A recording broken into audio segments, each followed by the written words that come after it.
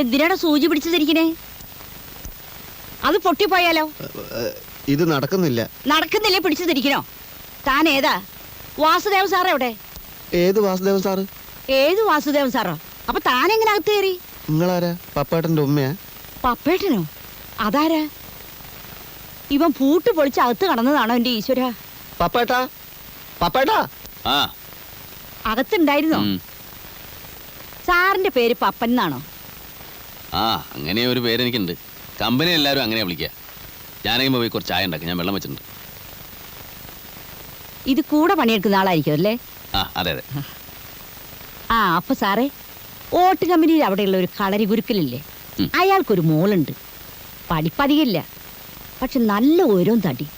സാറിന് ചേരും. അതൊക്കെ നമുക്ക് പിന്നെ ആലോചിക്കാം. ഇപ്പൊ പോയി ചായ ഉണ്ടാക്കി. ചില്ലറ പണിയൊക്കെ ചെയ്യാൻ പറ്റുന്ന സ്ത്രീയാ. നിങ്ങളെ ശരിക്കുള്ള പേരെന്താ?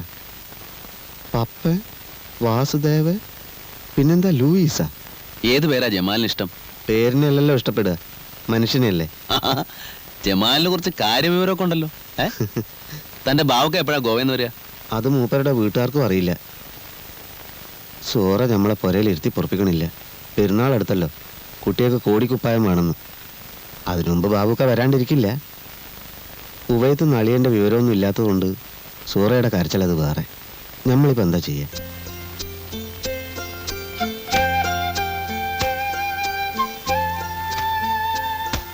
അയ്യോ, ഇതൊക്കെ വലിയ വില പിടിച്ചതാ. പിന്നെ വെറുതെ കിട്ടുമോ? അതൊന്നും സാരമില്ല ജമാലെ. ഇത്ര നല്ലൊക്കെ വാങ്ങിച്ചോണ്ട് വന്ന ഉമ്മ വഴക്ക് പറയും. സൂറക്കും മക്കൾക്ക് ഓരോ ജോഡി ഉടുപ്പ് മതി, വെറുതെ ഇങ്ങനെ പൈസ കളയുന്നത്. ജമാല് ചോദിച്ചിട്ടില്ലല്ലോ ഞാൻ വാങ്ങിച്ചിരുന്നത്. എന്റെ ഇഷ്ടത്തിനല്ലേ.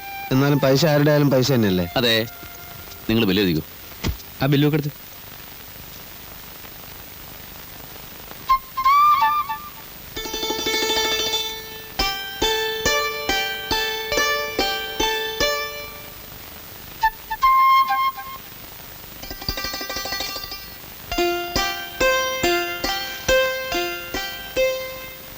ഹലോ ഹലോ, നിങ്ങളുടെ അല്ലേ?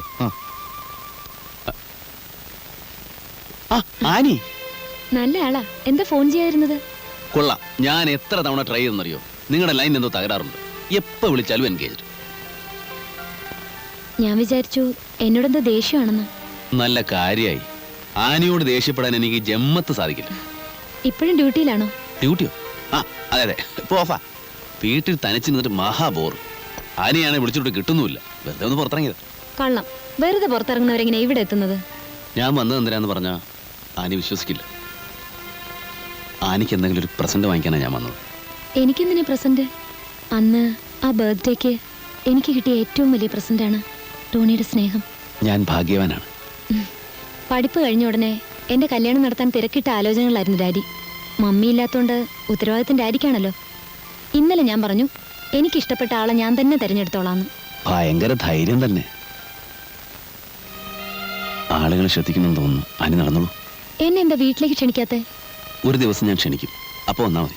ആളുകൾ നോക്കുന്നുണ്ട്. നമുക്ക് പുറത്തെവിടെങ്കിലും പോവാം. പുറത്തെവിടെ? ആളുകൾ അധികം ഇല്ലാത്തടത്ത്. ബുദ്ധിമുട്ടുണ്ടോ? എന്ത് ബുദ്ധിമുട്ട്? ആള് വരും എന്ന് പറഞ്ഞാ ബില്ലെഴുതി ഞങ്ങൾക്ക് കാത്തിരിക്കാൻ പറ്റുമോ? ആള് പുറത്തെവിടെയോ നിൽപ്പുണ്ട്. എന്താ അയാളുടെ പേര്? ഞാൻ പോയി നോക്കാം. പേര് പപ്പൻ, വാസുദേവൻ, ടോണി. ടോണി. പൂച്ചയ്ക്ക് കൊമ്പ് വളയ്ക്കുമ്പോഴേ നിന്റെ ബാബുക്ക വരുമെന്ന് വെച്ചാ പെരുന്നാളിന് ഈ കുട്ടികളുടെ ഗതി ഇങ്ങനെ തന്നെ. ഞാൻ എന്തോ അമ്മ ചെയ്യ? യോഗം വേണം. നമ്മക്കാർക്കും അതില്ല. പകല് മുഴുവൻ നോമ്പാന്ന് പറഞ്ഞ് പട്ടിണി കിടക്കാം. മോന്തി ആവുമ്പോ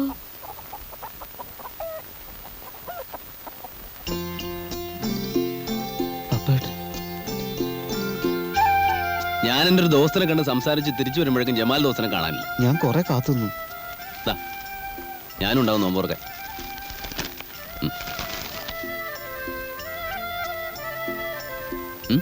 എന്താ പ്രശ്നം? അല്ല, ഇതൊക്കെ കുട്ടികൾക്ക് കുറച്ച് ഉടുപ്പും കുറെ വീട്ടു സാധനങ്ങളൊക്കെ ഉമ്മ. ജമാലിന് ഞാൻ കുറച്ച് പണം കൊടുക്കാനുണ്ടായിരുന്നു. അതിങ്ങനെ മേടിക്കൂട്ടെന്ന് വിചാരിച്ചു. വേഗം അടുക്കളോട്ട് ചെല്ല്. സമയമായി നോമ്പോർക്കാൻ. ചെല്ലടാ. സോറേന്റെയും കുട്ടികളുടെയും മുഖം കാണാൻ വയ്യാണ്ടിരിക്കുകയായിരുന്നു. പടച്ചോൻ പപ്പേടനെ കാക്കും. എന്നോട് പടച്ചോന്റെ നിലപാടെന്താണെന്ന് എനിക്കിതുവരെ വ്യക്തമായിട്ടില്ല.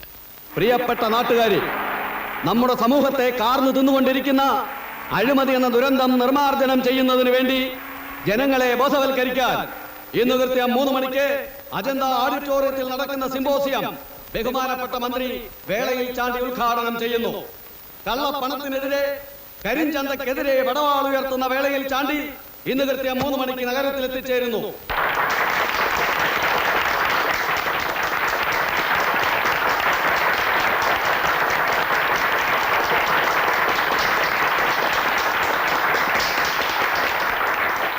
ബഹുമാനപ്പെട്ട മന്ത്രി ശ്രീ വേളയിൽ ചാണ്ടി ഇപ്പോൾ നിങ്ങളോട് സംസാരിക്കുന്നതായിരിക്കും.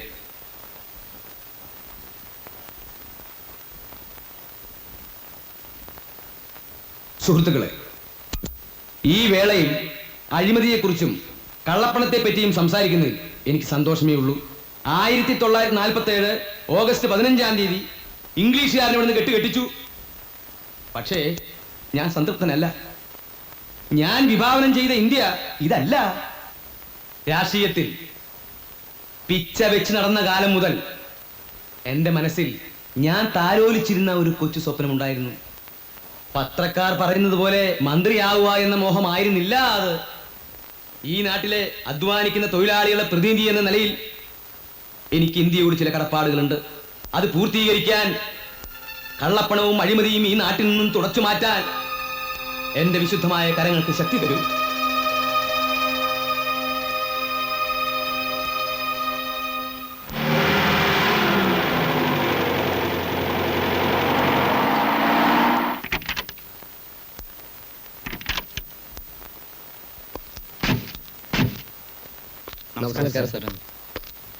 എന്റെ പൊന്നു ലൂസി, ഞാൻ പറയുന്ന ഒന്ന് കേക്ക്. നിങ്ങളൊക്കെ വന്നിട്ട് കുറെ നേരം ആയോ? ഇല്ല, സാറിന്ന് വരൂന്ന് അറിഞ്ഞപ്പോ പിന്നെ നന്നായി, വളരെ നന്നായി. സാറിനെ കാണാനും നിവേദനം തരാനും നമ്മുടെ നിയോജക മണ്ഡലത്തിൽ നിന്ന് കുറെ കൃഷിക്കാർ വന്നിട്ടുണ്ട്. അവരോട് നിവേദനങ്ങളൊക്കെ കൊണ്ട് കുഴിച്ചിട്ടിട്ട് എന്തെങ്കിലും കൃഷിക്കാര്യങ്ങളിൽ ശ്രദ്ധിക്കാൻ പറയൂ. ഓ ശരി. കൃഷിക്കാരെ കൊണ്ടുള്ളൊരു ശല്യം.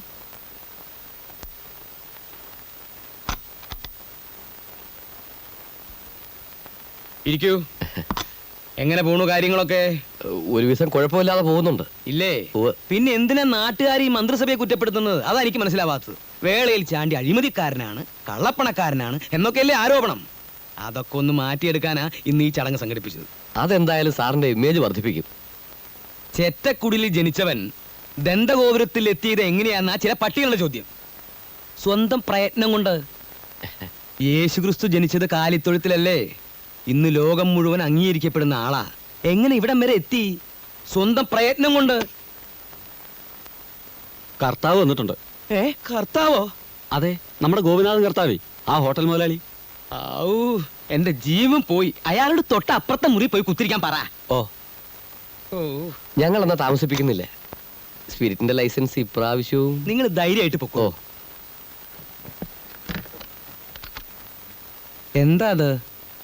കൈക്കൂലിയല്ല, ഫണ്ടിലേക്ക്. ഇട്ടോളൂ, മേലേക്ക് മേലിട്ടോളൂ. ഇനി പൊക്കോളൂ.